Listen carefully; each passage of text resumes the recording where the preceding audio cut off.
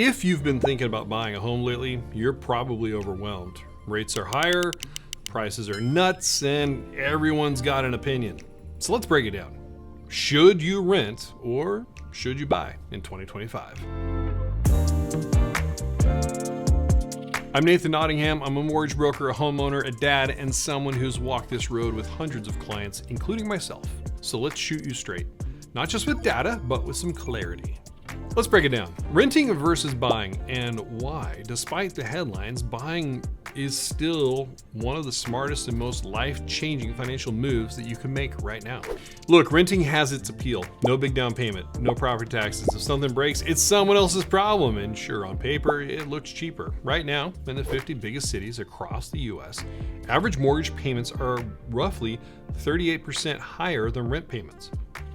And that is a real number. But affordability isn't just about your payment this month. It's about your wealth 5 years from now. And here is the catch. Rent is a moving target. It's not fixed for longer than maybe a year, maybe two. National rent averages have jumped 28% since 2020. And in some cities, rents are still climbing 3 to 5% a year every time you renew your lease. The question isn't if your rent will go up, it's how much. That stability you feel, it's a mirage. So now let's talk about buying. And not just from a numbers angle, but from a life strategy. Home ownership isn't just a place to sleep, it's leverage, it's power. Every payment you make on your mortgage increases your stake in something real. It's real estate, something that grows. You're not just paying to live, you're paying into an asset, something you can build on, something you can borrow against, something you can eventually sell or pass down. That is generational impact. Let's say you buy a $350,000 home. After 5 years of payments and appreciation, you could be sitting on $100,000 of equity. That's real money.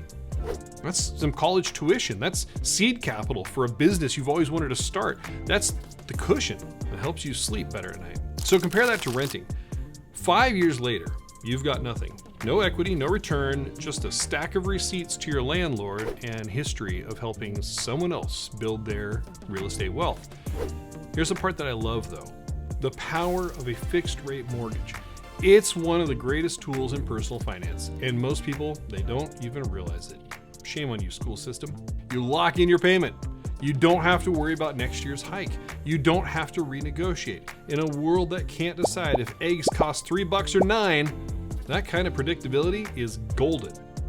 And if rates drop in the future, you can refinance. If rent goes up, you just smile and sip your coffee as a homeowner because your interest rate's locked.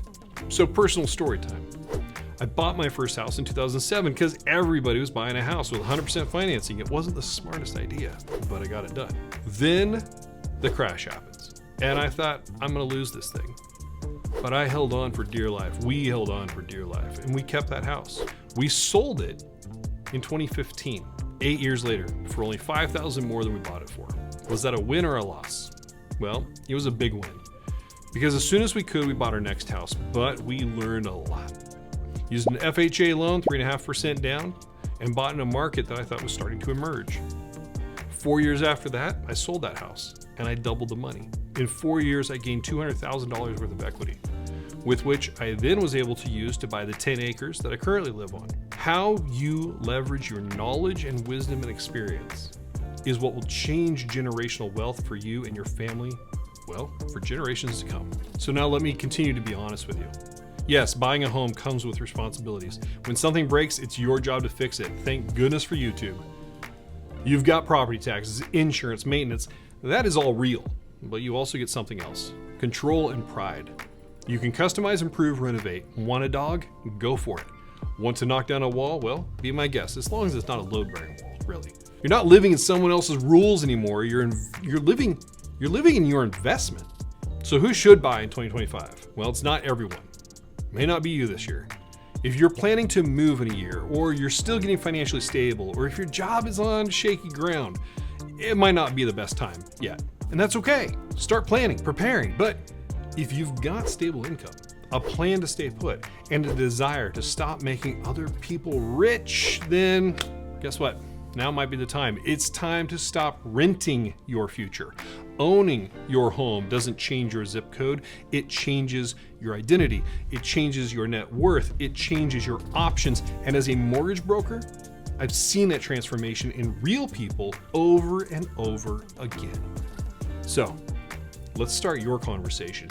If you're on the fence, let's talk it through. I'm here to help you, not to sell you, but to serve you. And if this video helped at all, hit subscribe, drop a comment, and share it with someone else who needs to stop renting their future. Renting might feel safe, but owning is how you win. I'm Nathan, and I'll see you in the next video.